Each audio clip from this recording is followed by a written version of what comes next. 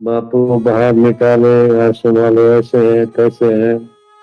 अरे आश्रम वाले 12,000 गायों का भरण पोषण करने की सेवा कर रहे हैं। तुम 12 गाय तो पाल के दिखाओ। बापू के वीर कहलाते हो। कायर हो कायर। राम के पैसे चाहिए। बापू को बाहर निकालने का तुम्हारा दम हो तो निकाल के दिखाओ। हम अपने आप अभी निकलने वाले ही हैं। तो इसकी धज्जियां उड़ गई है। थोड़ा समय है। लीगल वाले मेरी निगरानी में चल रहे हैं। आश्रम वालों को बदनाम करेंगे। कभी लीगल वालों को बदनाम करेंगे। तुम दूध के धोए हो सब। बंदा बंदा करके छू हो जाओगे। तुम्हारी नियत है आश्रम वालों को बदनाम करें। हम लड़ते हैं आश्रम। ये तो सपने में भी नहीं हो सकता। जागृत की तो बात ही क्या है। आश्रम वाले मेरे दीक्षित वफादार शिष्य है। चाहे सूरत के आश्रम वाले हो चाहे मुंबई वाले।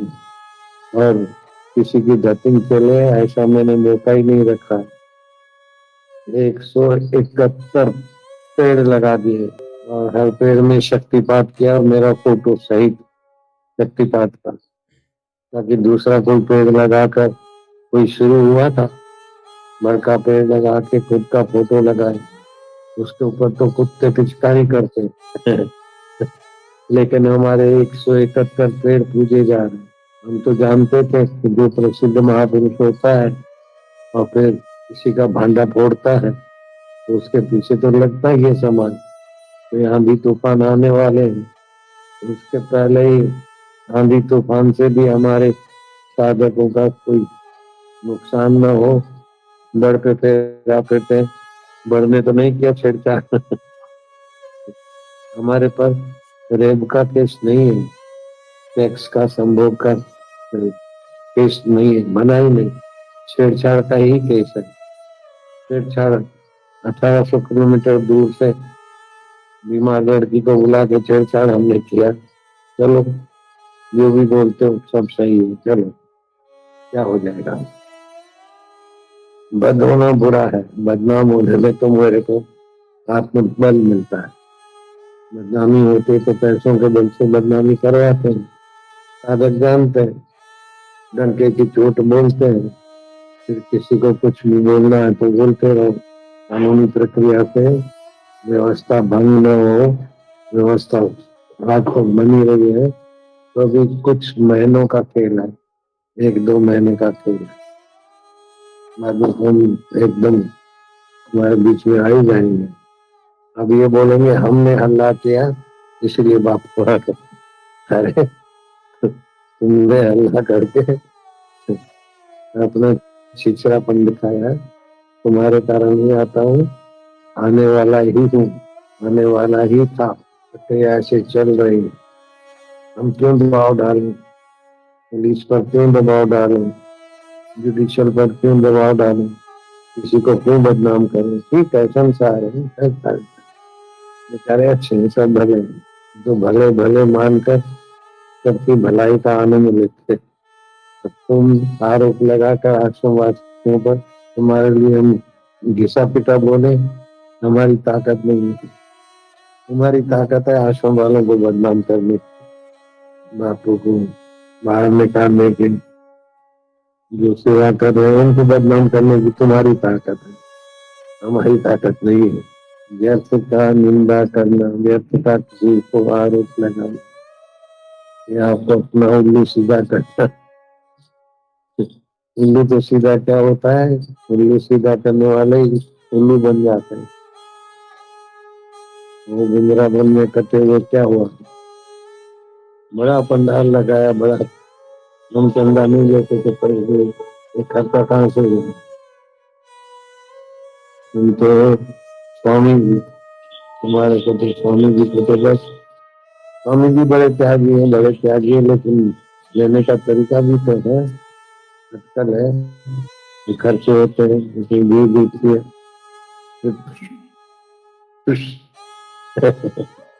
लंबा चौड़ा पंडाल लेकिन देखो तो एक इधर बैठा तो एक उधर बैठा तो एक उधर। बच्चे दौड़ रहे घूम रहे। हमने देख लिया खेल तुम्हारा।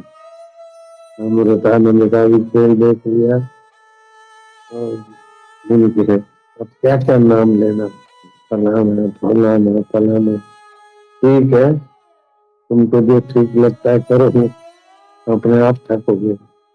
गलत तरीका है।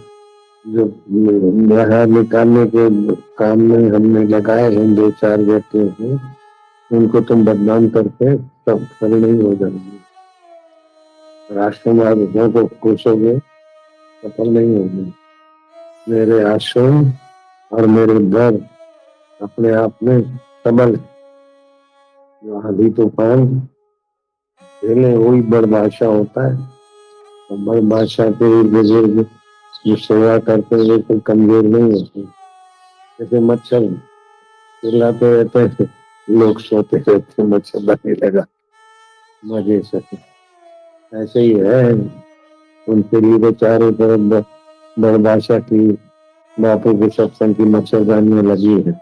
आश्रम वाले तो मजे से सोते। तुम भोले भक्तों को गुमराह करके धक्के खिलाते हो उनको, बेचारे धक्के खिलाने वाले। धक्के न खिलाए तो अच्छा है, नहीं तो धक्के खिलाए तो धक्के खाए नहीं। एक हाथ दे एक हाथ ले। यहाँ के बड़े बड़े अधिकारियों को भी सुना देता हूँ कि आश्रमवासी बेईमान होते तो मेरा ऐसा प्रसाद नहीं होता। जिनको कोस रहे हो वो तो चुप हो जा रहेंगे, लेकिन कुदरत तुम्हारे को रख रहेगी तो फिर इलाज, भाई दवाई इलाज नहीं करेगी, अशांति आएगी। अंतरात्मा में आलस करेगा। बेटे सुधर जाओ तो अच्छा है। मिठाई वाला गिर गया, कोई ये जुड़ गया, उनको तो हमने सुना दिया तुम्हारा हम त्याग करते हैं। जो तुम्हारे गिरेंगे उनको हम त्याग करते जाएंगे। चलो गिरते जाओ। शिष्य का गुरु त्याग करे और पत्नी का पति त्याग करे, बड़ा बड़ा अशुभ होता है उनके लिए। हम किसी का जल्दी त्याग नहीं करते। बोलते हैं सुधर जाओ बेटे, सुधर है, नहीं तो फिर आखिर तो हमारे पास अधिकार वही है। किसी से बोलकर भी ना करे तो तुम क्या कर रहे हो फिर?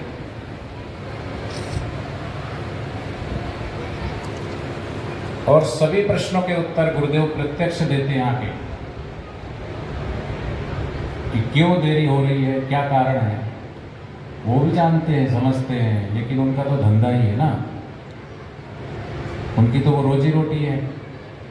अगर वो आश्रम वालों को नहीं कोसेंगे, आश्रम वालों को कोसने का ही तो पैसा मिलता है उनको, आश्रम वालों को और बाहर वालों को भड़काने का ही तो वो सैलरी लेते हैं, लोगों की जेबें खाली करते हैं। तो उनका धंधा कैसे वो छोड़ सकते हैं? अब कोई उस धंधा को छुड़ाने के लिए कोई उनकी बात करे तो वो उसको ही बोलेंगे तो यही गद्दार है। तो तुमने सर्टिफिकेट बांटने का ठेका ले रखा है और तुम्हारे बोलने से क्या होता है? तुम हो कौन? Who are you? तुम्हारी क्या आइडेंटिटी है? तुम्हारा खुद का ठिकाना है? यहाँ तो हमारे गुरुदेव बैठे हैं ना, तो ऐसे गुरुदेव की बात भी नहीं वो मानते। सदगुरुदेव भगवान की। ये ऐसे मूड लोग हैं। कई बार दिल्ली में हुई करीब एक पक्षी वार्ता कर, कभी देखा तुमने डिबेट अगर होती है, सरकार चलती पक्ष विपक्ष, ऐसी डिबेट होती है ना टीवी पर, तो दोनों पक्षों के लोगों को बिठाया जाता। इनकी हिम्मत है जो दिन रात आके आश्रम की निंदा करते, तो आश्रम के भी लोगों को जिसके लिए बोला जा रहा है उसको पैनल पे बिठाओ, फिर तुम सवाल करो, फिर हम जवाब देते तुमको। और ऐसे ही वो साल 2 साल से खूब बकवास कर रहे थे। और एक दिन जब वहाँ जंतर मंतर, ये यहाँ पर हिंदू महासभा में उन्होंने सभा करी और वहाँ जाकर जब हमने बोला तो तुम्हारी संकल्प सभा विकल्प में बदल के तुम्हारे सारे विकल्प ही छूट गया, तुम बिल में घुस गए और फिर निकल के तुम आ गए मेंढक की तरह चिल्लाने के लिए। और जो वहाँ हमने बोला वो कभी तुमने वीडियो में डाला नहीं। हिम्मत थी तो वीडियो पूरा डालते जो हमने बोला, लेकिन जिससे उनकी रोजी रोटी चलती है वही वो चिल्लाते आकर। पर साधक भी ऐसे लोगों की बातों में नहीं आते, क्योंकि हमारे मार्गदर्शक हमारे गुरुदेव हैं और हमारे गुरुदेव ने जो बात कह दी बात पूरी हो गई, उसमें फिर कोई किंतु परंतु नहीं। तो ऐसे साधक और साधक में जो भ्रांति डाल करके लड़ाने बिड़ाने का कार्य करते हैं वो बापू जी का साधक नहीं हो सकता। भोले वाले लोग बापू जी का इमोशनली कार्ड खेलते हैं। कर लो रिकॉर्ड, किसी को रिकॉर्ड करना हो तो कई लोग ये इतनी देर का सत्संग रिकॉर्ड नहीं किया उन्होंने, लेकिन ये जरूर रिकॉर्ड कर रहे हैं। भेजना जो होगा है कर लो, भेज देना तुम अपने हितैषियों को। सदगुरुदेव भगवान की, कृष्ण कन्हैया लाल की। अभी टॉपिक बंद होगा तो उनका मोबाइल भी बंद हो जाएगा। हाँ, लाइव चल रहा है, देख रहे हो। अपने यूट्यूब पे खोलो, खोलो सभी में एंड्रॉइड फोन निकालो। बोले हमने शिविर किया तो ये लोग भी शिविर करने लगे। अरे मूर्ख, मूड हो तुम, पागल हो। ये शिविर पहली बार लगा के यहाँ पे? बोलो ना। हर साल लगती है शिविर, तो हर साल लगता है। और अब शिविर गर्मी की छुट्टियों में हर जगह लगेगा। अभी अहमदाबाद में भी आज से शुरू हो गया शिविर।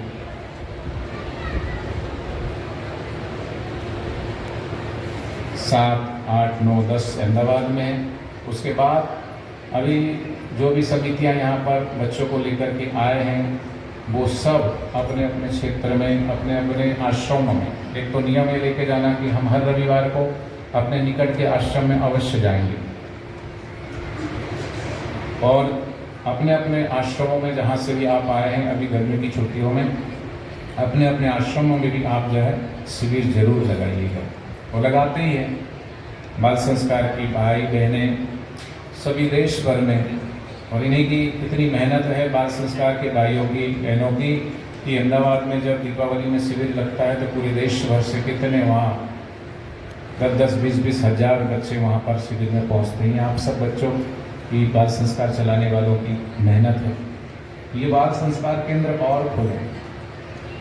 ये बाल संस्कार केंद्र बचपन से ही बच्चों को संस्कार मिले, उसी के लिए शिविरें लगाई जाती हैं। और बच्चों को तो देखो पहले दिन तो आते हैं, दूसरे दिन तो अच्छा लगता है। आज किसी का मन भी जाने को नहीं होता, फिर 3 दिन का लगाते हैं, कहीं 7 दिन का भी लगता है, तो फिर भी मन बच्चों का भरता नहीं, क्योंकि सबको अच्छा लगता है, आनंद आता है। आता है कि नहीं आता? बोलो, आनंद नहीं आता?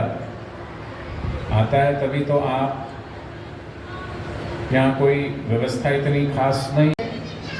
तो पीछे जो बैठे थे, चलो हम उनकी भी एक बात मान लें कि कम चोट कर गए, लेकिन जो पायलट आगे चला रहा है बापू जी हैं, जबकि उसमें हेलीकॉप्टर में आप मतलब मुझे तो एक बार गुरुदेव के साथ जाने का सौभाग्य मिला था, तो मैंने देखा ऐसे कोई सुरक्षा का अलग से कुछ नहीं होता।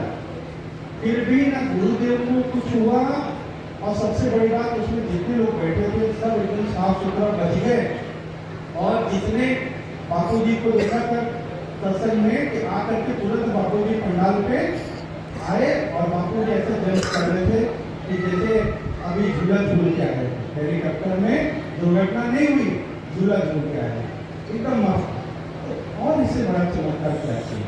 अगर बापू जी का सत्संग हम ध्यान से सुने तो एक चीज साधक है, मैं एक छोटी सी बात कहूंगा कि बापू जी का सत्संग ध्यान से सुने तो बापू जी ने एक बात कही थी, शायद पुराने साधक जो बंधुओं को बता देना।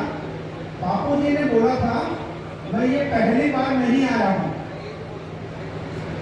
कितनी बार आ चुके हैं, क्या संख्या बताई थी? जितने सत्संग सुना होगा वो बता दें। कितनी बार? 17वीं बार। कितनी बार? 17।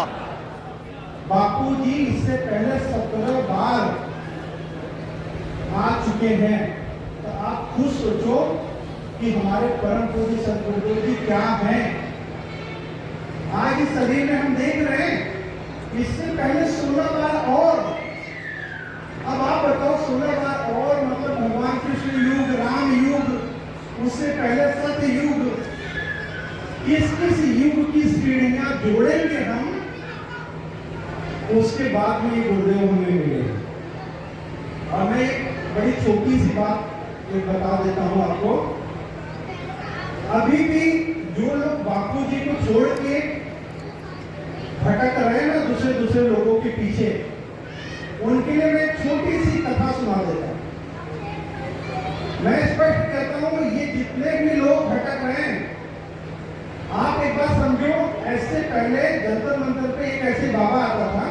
उसको मैं जमीन पे बिठाता था, ऊपर वाला था ही नहीं वो। ऐसे ही बाद में ऐसे भटकने वाले मूर्ख उसके पीछे घूमे, वो घूमते घूमते हमारी बदनामी करके हमारा नाम लेके बिग बॉस तक पहुंच गया। मैं नाम उसका लेके उसको पॉपुलर नहीं करना चाहता, तो साधु जान देंगे। बाद में मर भी गया, लेकिन हमारे साधुकों की नासमझी से। उसके बाद उससे पहले भी एक बाबा थे, बहुत टेलीविजन में बोलते थे। वो आज यूपी में अपने 15 कैंडिडेट खड़े कर चुके हैं। उनका लिस्ट में देख रहा था, नाम नहीं दूंगा मैं, लेकिन कैसे? क्योंकि हमारे लोग क्या बोलते हैं, लोग हमारे ये बापू जी के लिए अच्छा बोलते हैं। अरे भाई, ये अगर बापू जी के लिए अच्छा बोलते हैं तो बापू जी के आज्ञा से व्यासपीठ पर बैठ के जो बोल रहे हैं वो अच्छा नहीं बोल रहे हैं। मतलब जो गुरु जी की आज्ञा से दिन भर गुरु की महिमा का गान कर रहा है, उसको छोड़ के हम उनके पीछे मतलब क्या बोले अशुद्ध शब्द इस्तेमाल ना करें, तो हम कहीं चरण चूम रहे हो तुम उनके, तो शर्म आनी चाहिए कि गुरु जी की आज्ञा होने के बाद भी आप वहां जा रहे हो। एक बात बताता हूँ इनकी नासमझी की। भगवान राम जब पहुंचे समुद्र किनारे, भगवान राम जब समुद्र किनारे पहुंचे तो पत्थर पे राम लिख के तैरा दिया था ना। जब वो तैरने लगे तो खबर तो रावण के यहाँ भी पहुंच गई। तो रावण की जो जनता थी रावण के पास गई, बोली भैया उनके पास इतनी शक्ति है कि उनके नाम से पत्थर तैर रहे हैं, तो ये बताओ फिर आपका क्या हाल होगा? अगर आप में शक्ति है तो आप ऐसा कुछ दिखाओ, हमको भरोसा हो। रावण बोला कि चलो समुद्र किनारे, मेरे नाम से भी पत्थर तैरेंगे। अब रावण पूरी भीड़ लंका की इकट्ठा हुई, बड़ा सा पत्थर आया, उस पर लिखा गया रावण, और पत्थर समुद्र में डाला और पत्थर तैर गया। पत्थर तैर गया। रावण सबको भरोसा हो गया, ठीक है। रावण आया, मंदोदरी बोली दुनिया को तो आपने बेवकूफ बना दिया, मुझे सच्चाई बताओ, ऐसा तो सामर्थ है ही नहीं आपने, ऐसा हुआ कैसे? रावण ने कहा जब पत्थर पे रावण लिखा और पत्थर को जब मैं हाथ से उठा के समुद्र में डालने गया तो मैंने पत्थर से कहा तुझे राम की सौगंध डूबना नहीं, और ये जो पत्थर नहीं डूबा ये राम की महिमा है। तो ये मूर्ख जो ऐसे लोगों के, मैं क्या बोलूं, पीछे पीछे चरण चूम रहे हैं, उनको पता नहीं कि ये जो वो थोड़ा बहुत चमक रहे हैं, ये ना समझो बापू के मंत्र दीक्षा की शक्ति, उनकी कृपा तुम्हारे अंदर है। तुम अपनी बेवकूफी से अपनी गुरु कृपा को उनको दान कर रहे हो, वो तुम्हारी कृपा से चमक रहे हैं, उन्हें अपना है ही नहीं कुछ। आज मार्केट में मैं सब कह रहा हूँ, या चलो जो कथा कह रहे हैं, गुरु जी थे, आपको पता है कुंभ भी लगता था ना, तो सबके पंडाल लगते थे, बुद्धों को पंडाल नहीं लगता था, वो विशाल सागर होता था भक्तों का। ठीक है, आज जिसकी थोड़ा थोड़ा चलने लगी है ना, ये सब राम की कृपा है, ये सब साईं आशा राम की कृपा है जो सबकी बाजार चल रही है। और आप सौभाग्यशाली मानो कि आप उस गुरु के शिष्य हो, और उस गुरु के शिष्य होने के बाद भी गुरुदेव श्री मुख से कह भी रहे हैं कि ये केस जो है मेरे से ज्यादा कौन जानेगा कि कानूनी पेच है, और किसकी हिम्मत है कि मुझे अंदर बिठा के रखे। उसके बाद भी कोई बापू के बारे में अच्छा बोल दे, इसके लिए आप जाके उसके नाक रगड़ो उसके चरणों में, तो आपके शिष्य होने पे धिक्कार है, ऐसे लोगों के शिष्य होने पे धिक्कार है। और जो मैं स्पष्ट कहता हूँ, जो ऐसे वीडियो भेजते हैं, और कई लोग उसको देखते भी हैं, अगर हम देखते हैं लेकिन हम इस पर ध्यान नहीं देते।